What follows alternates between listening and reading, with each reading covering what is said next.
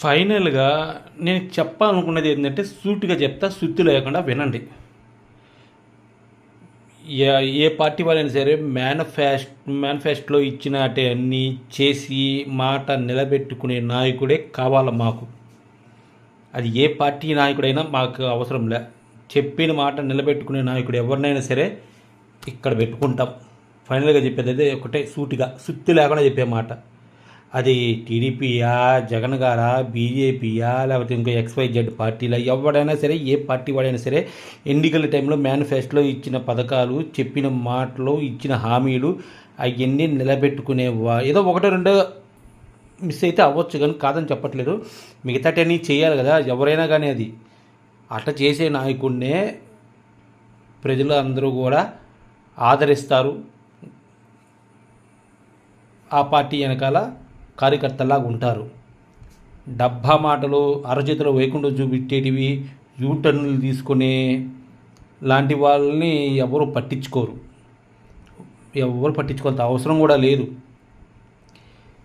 అదేదో ముందే చెప్పాలి కదా, మేనిఫెస్టోలో పెట్టేది ఎందుకు, మళ్ళీ అనౌన్స్మెంట్ చేసేందుకు, పథకాలు ఇస్తామని చెప్పడం ఎందుకు, లాస్ట్కి మా దగ్గర డబ్బులు లేవు, తారక మంత్రం ఏదైనా ఉంటే చెప్పండి, అయ్యి మాటలు ఎందుకు.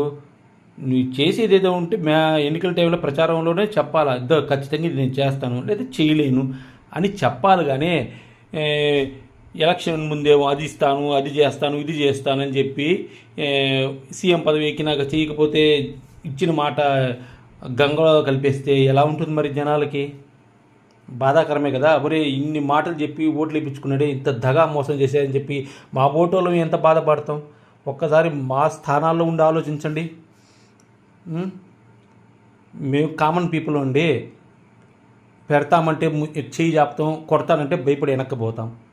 మాదంతా మధ్యతరగతి కుటుంబాలండి. మేము ప్రతి ఒక్కరితో గొడవలు పెట్టుకునే అంత టైము, ఓపిక మాకు లేవు. ఎంత అవుతుందా? మాట చెప్తే ఆ మాట నిలబెట్టుకునే నాయకుడే మాకు కావాలి. అది XYZ ఎవరైనా కానీ.